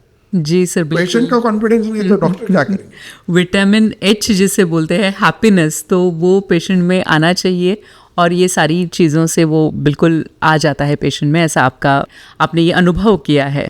और सर, जब कैंसर होता है, 1st स्टेज होता है, तो आम तौर पर पेशेंट और उनका जो परिवार होता है उनमें क्या गलतफहमियां होती है, आपका क्या अनुभव है? सही है, अभी कोलन कैंसर है, कोलन कैंसर से सर्जरी हो जाती है, सर्जरी में उसका इमेजिनरी साइंस से MRI किया जाता है, MRI में गांठ तो नहीं दिखाती और पेशेंट खुश हो जाता है, मेरी बीमारी कम हो गई। वास्तव में ऐसा नहीं है, यही तो गलत होता है, क्योंकि कैंसर बीमारी का जो रीज़न है, कॉज है, वो ट्रीट नहीं होता है, खाली इफेक्ट की मैनेजमेंट हो रही, और इफेक्ट विदाउट कॉज नहीं होता है, दुनिया का नियम है। कॉज की सिवा कैसी बीमारी होगी, और कॉज की ट्रीटमेंट कौन करेगा? जब तक कॉज की ट्रीटमेंट नहीं होती ना, तब तक नहीं होती। अभी स्टेज 1 और 2 में यही फर्क है, स्टेज प्रॉब्लम एक लिमिटेड पार्ट में है और स्टेज में डीप है, तो मेडिसिन का कालावधि भी बढ़ जाएगा। अच्छा। जैसे 1 साल ट्रीटमेंट करेंगे तो स्टेज 1 में ठीक है, वो बाद में लाइफस्टाइल से मेंटेन करो, लेकिन जब 2nd स्टेज में जा चुका है तो उसको निश्चित ही उसका मेडिसिन और कालावधि बढ़ेगा, क्योंकि मेडिसिन एक ऐसी चीज़ है कि इम्पोर्टेंट क्यों है, कुछ तो कुछ एरर हो जाता है कि अभी जैसे मुझे मालूम है कि ये नहीं खाना चाहिए, लेकिन ह्यूमन साइकोलॉजी होता है कि कहीं मेहमान के पास जाता है, डॉक्टर ऐसे संगता खा लो तुम, एक मछली खाने से क्या होता है, ऐसा एक्सपीरियंस होता है। सोशल लाइफ रहता है, मैरिज ये पार्टी है, वो इसमें होता है, एक तो एरर इसमें होता है। दूसरा स्लीप में भी एरर हो सकता है, तीसरा एनवायरनमेंट में जो अपने हाथ में ही नहीं है उसमें भी एरर हो सकता है। तो इससे सेवा ये एरर मिनिमाइज करने के लिए उसके साथ में अगर मेडिसिन खाएंगे तो थोड़ा सा बैलेंस होता है। अल्टीमेटली नेचर को या बॉडी को कितना 60% तो स्कोर चाहिए तुम्हारे से। अच्छा, 40% बॉडी खुद मैनेज कर जाए। 60% अगर आप नहीं मैनेज करोगे, चाहे डाइट से करो, चाहे नींद से करो, चाहे मॉडरेट एक्सरसाइज से करो, चाहे मेडिसिन से करो, 60% तो स्कोर मैनेज करो। जैसे बच्चे से आप एग्जाम्पल में एग्जाम में एक्सपेक्ट कर देंगे 95% मार्क मिलना चाहिए और हेल्थ में 60% नहीं करोगे तो कैसा चलेगा। तो और वो भी कैंसर मैनेजमेंट कर रहे हैं आप जी, चाहे कोई भी डिसीज हो, तो थोड़ा सा तो उसमें मेडिसिन से कवरिंग हो जाती। तो फर्स्ट स्टेज सेकंड स्टेज में थोड़ा फर्क है, डबल मेडिसिन लगेगी उसको। बराबर है। बॉडी का एनवायरनमेंट चेंज होना चाहिए, बॉडी की सिस्टम स्ट्रांग होना चाहिए, इम्यूनिटी बढ़नी चाहिए, वाइटल पार्ट इम्पोर्टेंट होना चाहिए। और एक ही दिन में सब रिवर्स नहीं हो सकता है, समझ ना, उसको टाइम लगेगा, थोड़ा टाइम लगेगा। तो ये सब चीज़ें नेचुरल रहेंगे। अभी एक आधी वुंड है, सर्जरी हो चुकी, उसको 10 दिन लगने वाली है। ये तो सुपरफिशियल ले लेंगे, इंटरनल ले लेंगे तो 6 महीने 2 साल भी लग सकते हैं। तो इससे इस हिसाब से उसको 2 साल तक तो ट्रीटमेंट लेनी ही चाहिए। और वही गलती हो, और गलती हो गई तो भी आप डॉक्टर से कह सकते हैं कि मुझे 10 गोली नहीं चाहिए, मेरा बजट नहीं है, 2 गोली दे दो, सिरप में दे दो, गोली में दे दो। ऑप्शन कई है, ऑप्शन एक ही मेडिसिन के 4 ऑप्शन भी बन सकते, कोई भी मेडिसिन रखते। मुझे टैबलेट निगलने ही नहीं होते, ठीक है बाबा, सिरप ले लो। बात करनी चाहिए, बात करनी चाहिए। कम्युनिकेशन गैप अगर हो गया, चाहे डॉक्टर से हो चाहे पेशेंट से, वो पेशेंट का ही नुकसान ज़्यादा है जी जी, 80% पेशेंट का नुकसान। बराबर। डॉक्टर को एक ही सेटिस्फेक्शन मिलेगा, उसको लगेगा मेरा पेशेंट टूट गया वगैरह वगैरह वगैरह, लेकिन पेशेंट सफर होता है ना बेचारा जी, वो नहीं होना चाहिए। बिल्कुल। सर, होलिस्टिक ऑर्गेनिक ट्रीटमेंट के बारे में तो आपने जानकारी दी है। मैं आपसे रिक्वेस्ट करती हूँ कि पुनः एक बार वो दोहराए। और दूसरा ये है कि कैंसर की फर्स्ट स्टेज और सेकंड स्टेज में जो रिकरेंस होता है, तो वो रिकरेंस से क्या हम बच सकते हैं? एक्चुअली जो ना, इनफैक्ट फर्स्ट और सेकंड स्टेज में अगर वो होलिस्टिक ट्रीटमेंट लेगा, ऑर्गेनिक प्लांट बेस्ड मेडिसिन खाएगा, तो दोबारा होने की रिस्क ही नहीं रहेगी। अच्छा, कि हमारे पास जो डेटा ही शो करता है 10 साल से पेशेंट फिर से दोबारा नहीं होगा तो कैसे होगा, और होना पॉसिबल भी नहीं है। तो उसको ये जब तक होलिस्टिक ऑर्गेनिक ट्रीटमेंट नहीं समझेगी, और उसका जो मिथ है, मिसअंडरस्टैंडिंग है, मेरी फर्स्ट और सेकंड स्टेज में जो सर्जरी हो चुकी है इसका मतलब ट्रीटमेंट हो चुकी है, ये जो मिसअंडरस्टैंडिंग की जाती है उससे वो बचना चाहिए जी। क्योंकि जिसके पास कोई ट्रीटमेंट ही नहीं है, विशेषता एलोपैथिक में फर्स्ट और सेकंड स्टेज के बाद ट्रीटमेंट ही नहीं है। बहुत रेयर केस में जिसमें जेनेटिक में वगैरह वगैरह है कि वो एडवाइस किया जाता है, बाकी इसमें वेट एंड वॉच की ट्रीटमेंट होती है। तो वेट एंड वॉच में क्या वेट एंड वॉच करना चाहिए ये भी समझना चाहिए। वो समझेगा तो ये पेशेंट को बोला था जी। तो जैसे अभी वो इम्पोर्टेंट है कैंसर में, सबसे इम्पोर्टेंट है उसका वेट मैनेज होना चाहिए। अच्छा, वेट स्टडी होना चाहिए, स्टडी होना चाहिए। दूसरा उसका एपेटाइट अच्छा होना चाहिए, एनर्जी लेवल अच्छी होना चाहिए। ये तो कॉमन चीज़ें है ना। ये अगर ठीक है तो समझना कि I am at right track, तो मैं सही दिशा में जा रहा हूँ। ये अगर इसमें कुछ गड़बड़ी है तो डॉक्टर से कंसल्ट करना चाहिए।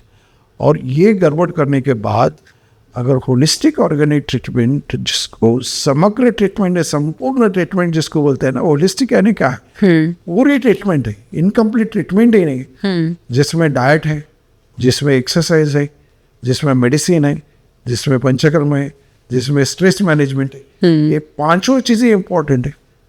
डाइट में भी एक पूरा एपिसोड अपन बोल सकते हैं कि 45 मिनट बोल सकते हैं, नींद में भी बोल सकते हैं। ये 5 चीज़ें बहुत इंपॉर्टेंट है। अभी सिंपल नींद के लिए जैसे मैं कहा कि डार्क रूम होना चाहिए, इसमें कोई पैसे नहीं लगेंगे। मॉडरेट एक्सरसाइज करना चाहिए, उसके लिए पैसे नहीं लगेंगे। तो होलिस्टिक ट्रीटमेंट और क्या है, एक कंप्लीट ट्रीटमेंट है जिसमें डाइट है, जिसमें एक्सरसाइज है, मॉडरेट एक्सरसाइज है, और स्लीप है, डीप स्लीप लेना चाहिए। मैं तो बोलता हूँ डाइट से भी इम्पोर्टेंट स्लीप है। अच्छा, क्यों? तो डीप स्लीप से जब तक नहीं बनेंगे तब तक डिटॉक्सिफिकेशन होगा ही नहीं, लीवर का काम अच्छा होगा ही नहीं, बॉयल मूवमेंट अच्छी होगी ही नहीं। इसलिए स्लीप बहुत इम्पोर्टेंट। उसके लिए छोटे टिप भी अगर डार्क रूम करने में क्या लगता है, लाइट बंद करने में कुछ नहीं लगता है। दूसरा इम्पोर्टेंट है कि कम से कम 3 आवर्स सोने के पहले खाना होना चाहिए जी। अब अगर आपको 10 बजे सोना है तो 7 बजे खाना ही पड़ेगा, उसके सिवा का जब तक डाइजेस्टिव प्रोसेस कंप्लीट नहीं होगी तब तक वो ब्रेन काम ही नहीं करेगा, ब्रेन से सीक्रेट ही नहीं होगी, और डबल कार्य कैसे हो जाएगा बॉडी से जी। एक साथ 2 काम करो बोला नहीं होगा। तो इसलिए पहले 3 आवर्स पहले कहाँ हो डाइट करना चाहिए, डिनर कंप्लीट होना चाहिए। ये इतना भी 3 टिप लेंगे फॉलो करेंगे तो भी उसकी डीप स्लीप लगने की चांसेस। उसके साथ लगा तो हल्दी का दूध ले सकते हैं विदाउट शुगर, शुगर अच्छे नहीं, शुगर इज डेंजरस थी। तो ये पहले विदाउट हल्दी का दूध में नींद अच्छी रहेगी, नींद आने के बाद बाकी सब दूसरे दिन उसका कॉन्फिडेंस ही अच्छा हो जाता है। एक बार नींद बिगड़ गई तो उसका डलनेस शुरू हो जाता है, पूरे दिन भर उसका दिन भर उसका इफेक्ट रहेगा उसके ऊपर। पहले ही डिसीज है, पहले ही बीमारी है, उसमें नींद नहीं होगा तो उसका और कॉन्फिडेंस टूट जाएगा। और सभी गेम तो कॉन्फिडेंस ही है, मनोधैर्य अगर टूट गया तो पेशेंट रहेगा कैसे बेचारे का। जी तो स्लीप के ऊपर बहुत ध्यान देना चाहिए, पेशेंट ने भी देना चाहिए और डॉक्टर ने भी देना चाहिए। जी बिल्कुल। नींद जैसे हम कहते हैं कि एक सामान्य बात है, ज़्यादातर ऐसे होता है कि हम ज़्यादा ध्यान नहीं देते हैं, पर सभी को ध्यान देना चाहिए, विशेषकर जो कैंसर के पेशेंट्स हैं उन्होंने तो खास कर नींद पर बहुत अच्छी तरह से ध्यान देना चाहिए। सर जब हम बात करते हैं होलिस्टिक ऑर्गेनिक ट्रीटमेंट की तो कुछ गलत फहमियाँ रहती है, जैसे कि उसमें धातु है, मेटल है जिसके दुष्परिणाम हो सकते हैं, तो क्या कहेंगे आप इसके बारे में? इसके अभी कैसे मैं पहले बार बार कहता हूँ, पेशेंट वेल इन्फॉर्म हो चुका है। आप कोई भी गलत मिसअंडरस्टैंडिंग पेशेंट को नहीं बना सकते। वो सामने सुन लेगा, हाँ, लेकिन पीछे जाके तुम्हारे पीछे जो करेगा वो करेगा, चेक करेगा। हाँ। आज इतने गूगल पे गए तो 10 लैब सामने आएंगे जी, और पेशेंट ऐसे कई है कि उसमें टेस्ट कर सकता है। अगर यही कोई ऑन्कोलॉजिस्ट बोलो, नेफ्रोलॉजिस्ट बोलो, उसने पेशेंट को बोल दिया कि इसमें आयुर्वेदिक ट्रीटमेंट में मेटल्स होते हैं, ये होते हैं, और उसने चेक किया क्योंकि उसके पास एक हिस्ट्री है, मैं मेडिसिन ले रहा हूँ, मुझे अच्छा तो लग रहा है, लेकिन डॉक्टर ने तो बोला है कि मेटल्स होते हैं, कंफ्यूज हो गया पेशेंट, टेस्ट किया तो कौन झूठ साबित हो जाएगा, डॉक्टर की इमेज डाउन हो जाएगी ना। बराबर है। इसलिए पेशेंट को ऐसा हम आज ये नहीं समझ सकते, उसको नहीं समझते जी, वो वेल इन्फॉर्म हुआ है।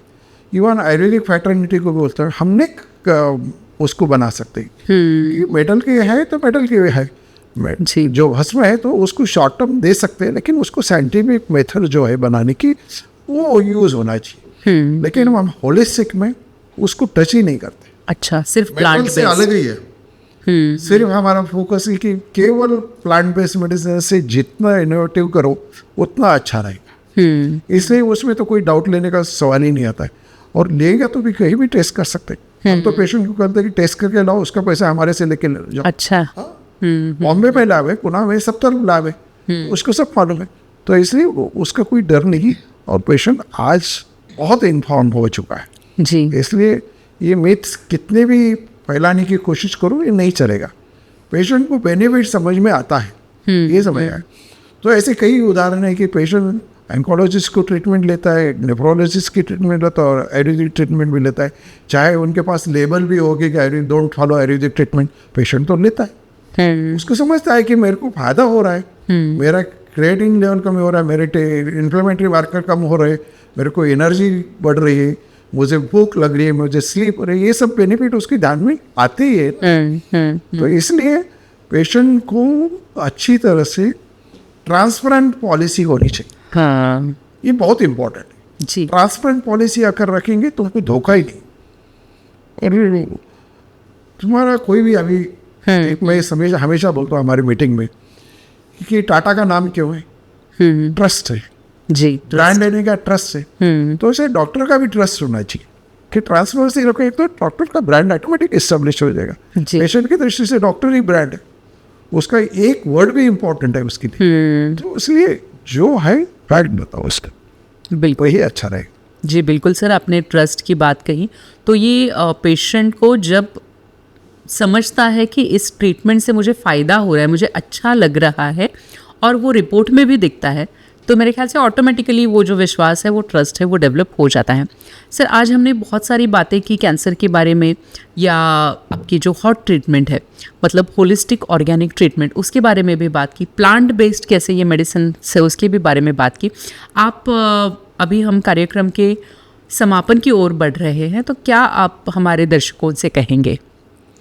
दर्शकों से यही है, हेल्थ की कुछ भी समस्या नहीं, कुछ भी समझ डरने की बिल्कुल ज़रूरत नहीं है। अपना मनोबल अच्छा होना चाहिए, रिसर्च अच्छा होना चाहिए, इंक्वायरी अच्छी तरह से करना चाहिए और उसकी ट्रीटमेंट फॉलो करना चाहिए। और कुछ भी डाउट आए तो डॉक्टर से कम्युनिकेट करना चाहिए कि ये मुझे डाउट है, आपके बारे में ये मुझे डाउट है, फेस पे बोलना चाहिए और उसको निराकरण करना चाहिए। बस कि आपके डाउट मेडिसिन में ये डाउट है, आपके फॉलोअप में ये डाउट है, ये मुझे कहा गया है, तो नहीं बोलने में क्या हो रहा है? जैसे उसमें क्या गलत क्या है? कि बोले तो we are playing with his life. Yes. तो उसके लाइफ के जीवन मरने का क्वेश्चन आता है, तो उसमें पूछा तो डॉक्टरों के भी बुरा नहीं लगना चाहिए और पेशेंट पे पूछना चाहिए, ये मैं बोलता हूँ। सर, आपने कहा कि काफ़ी पेशेंट्स हैं वो इंटीग्रेटेड ट्रीटमेंट्स लेते हैं, मतलब एलोपैथी भी लेते हैं, ये अपनी जो ऑर्गेनिक ट्रीटमेंट है वो भी लेते हैं। तो मरीज़ को कैसे समझे कि किस चीज़ से मुझे फ़र्क पड़ रहा है, ये मेरा पहला सवाल है। और धीरे धीरे जो केमिकल ट्रीटमेंट है वो टेपर करके फुल्ली हॉट ट्रीटमेंट पे, मतलब होलिस्टिक ऑर्गेनिक ट्रीटमेंट पे पेशेंट कैसे जा सकता है? नहीं, इसमें जो है ना, पेशेंट का अनुभव ही बहुत इम्पोर्टेंट रहता है। पेशेंट डे वन से उसका एक्सपीरियंस फील करता है, चाहे कोई भी ट्रीटमेंट देना हो। जब पहले जो केमिकल बेस्ड एलोपैथिक ट्रीटमेंट देता है, 3 महीना 4 महीने 6 महीने जो भी लेते हो, उसके पास एक्सपीरियंस है, मुझे बेटरमेंट की लाइन क्या है वो समझ में आता है। पहले क्या था, आज क्या है और आगे क्या हो रहा है, क्या रिपोर्ट्स में चेंज हो रहा है, इसलिए तो दूसरे पास आता है जी। दूसरा ऑप्शन आने के बाद वो ट्रीटमेंट लेने का, तो उसको भी ये भी समझ आता है कि 1 महीने में मुझे क्या फ़र्क हुआ है। वैसे तो 48 आवर्स में ही समझ होता है कि उसके मुझे ये फ़र्क लग रहा है। तो ये फ़र्क होने के बाद उसको एक काउंसलिंग की ज़रूरत है कि अपनी ये ट्रीटमेंट है, इसको धीरे धीरे टैपर करने की इतना समय लगेगा ही। ये एक दिन की जादू नहीं है कि जादू की कांडी घुमाओ और मेडिसिन बंद करो। उसका एक साइंस है। अभी समझो पेशेंट कोई 60 mg स्टेरॉइड ले रहा है और तुम एकदम बंद कर दोगे तो कैसा हो जाएगा? पेशेंट को उसका नुकसान हो जाएगा बेचारा। तो उसको टैपर करना पड़ेगा, धीरे धीरे करना पड़ेगा। कोई भी ऐसे तो उसको किसी को ओरल केमो चालू होता है तो उसको समझता है, उसका इंटेंशन ही होता है कि मुझे मेडिसिन बंद करना है जी, उसको मालूम है, उसका ऑब्जेक्टिव ही वही है। तो उस तरह से अगर पेशेंट की कंडीशन, पेशेंट के बाकी ब्लड टेस्ट मॉनिटरिंग और बाकी के टेस्ट करके उसका डिसीजन अगर साइंटिफिक ले लेकर, तो 1 साल के अंदर पेशेंट फिट हो जाता है कि उसकी मेडिसिन बंद हो जाती है। क्यों ना, तो उसका अप्रोच है सेलुलर है, इसका अप्रोच टोटल हेल्थ है। टोटल हेल्थ अलग है और एक इशू सेलुलर लेवल पे मैनेज करना अलग है। यही तो डिफरेंस बिटवीन 2 साइंस में जी। होलिस्टिक में टोटल हेल्थ, कंप्लीट हेल्थ जहाँ मिल रही है, वो कैसी टेम्पररी हो ही नहीं सकती कि परमानेंट की तरफ जा रहा है। और ये टेम्पररी मैनेजमेंट, और कैंसर में तो इसका कंट्रोलिंग करने वाली ट्रीटमेंट है, क्योर करने वाली ट्रीटमेंट नहीं। अगर क्योर करने वाली होती तो दुनिया इतनी सफर नहीं होती थी। आज 5 लाख से लेकर 50 लाख तक उसका खर्चा आता है जी, 50 जी। लाख तक। तो इतनी कॉस्ट तो प्लांट बेस्ड मेडिसिन में नहीं होती। 5 लाख में उसके 5 साल की ट्रीटमेंट हो सकती है, मैक्सिमम मिनिमम जो भी होगा, आगे कुछ हो सकता है। लेकिन इम्पोर्टेंट है कि उसका बेटरमेंट जी, पेशेंट का बेटरमेंट, सोसाइटी का बेटरमेंट और उसका सोल्यूशन। जी बिल्कुल सर। इसी से मुझे और एक आपसे सवाल पूछना है, वो है कि ट्रीटमेंट की कॉस्ट का। तो आप क्या बताएंगे कि जो कन्वेंशनल ट्रीटमेंट है उसकी कॉस्ट और सामान्य आदमी के लिए कॉस्ट बहुत ही इम्पोर्टेंट रहती है, तो वो क्या है? अभी जैसे कॉस्ट के बारे में, कैंसर के बारे में, जैसे आपने बोला कि स्टेज 1, 2, 3, 4 जी, इसका प्रोग्नोसिस भी उतना ही फर्क पड़ता है। हाँ, उसका एज है, उसकी कोमॉर्बिडिटी है, उसके साथ में कौन से डिसीज है, ये सब चीज़ें कंसीडर करना पड़ता है। केवल तो इसमें जो ट्रीटमेंट हो रही है केवल कैंसर की नहीं होती। हाँ, टोटल हेल्थ अच्छी होती है। उसमें चाहे डायबिटीज़ हो, चाहे ब्लड प्रेशर हो, चाहे किडनी का प्रॉब्लम हो, चाहे लीवर का प्रॉब्लम हो, ये सब इशू हो जाते हैं। तो उस हिसाब से 10,000 से 40,000 तक पर मंथ कॉस्ट होती है। एटलीस्ट फर्स्ट 6 मंथ तो बहुत इंपॉर्टेंट है। अच्छा, उसको रिकवरी करने के लिए 6 महीने लगते हैं। 6 महीने के बाद उसके जो पैरामीटर्स है वो अगर नॉर्मल हो गए और लाइफस्टाइल मैनेज होगा तो कॉस्ट ऑटोमेटिक कम हो जाती है जी। और स्टेज 1 और 4 में तो फ़र्क होता ही है। हाँ। स्टेज 1 में जो है डिसीज तुम्हारा कंट्रोल में है, तो इसमें कॉस्ट भी कम लगेगी। 4th स्टेज में आप तुम डेथ के डोर स्टेप में खड़े हैं, तो उसमें कॉस्ट इम्पोर्टेंट नहीं, उसमें लाइफ इम्पोर्टेंट। जी बिल्कुल। दोनों का मैं हमारी टीम में बोलता हूँ कि पेशेंट के कॉस्ट के बारे में सोचो मत, रिजल्ट के बारे में सोचो। रिजल्ट उसका लाइफ है ना, बहुत इंपॉर्टेंट। जी बिल्कुल। कॉस्ट का अगर बर्डन कैरी करोगे तो आप ट्रीटमेंट कर ही नहीं पाते। हाँ। समझ ना, पहले रिजल्ट दे दो, रिजल्ट की कोशिश करो, चाहे कॉस्ट कैसे भी मैनेज होंगे। कॉस्ट मैनेज करने के लिए कई चीज़ें ऑप्शन है, NGO है, ये है, वो सेकेंडरी इशू है। हाँ। मेडिकल मैटरनिटी उसमें जाना ही नहीं चाहिए जी। उसमें रिजल्ट के पीछे लगना चाहिए, मैं ये बोलता हूँ। तो 10,000 से 40,000 तक है, लेकिन 6 महीने के लिए बहुत इंपॉर्टेंट। जी बिल्कुल।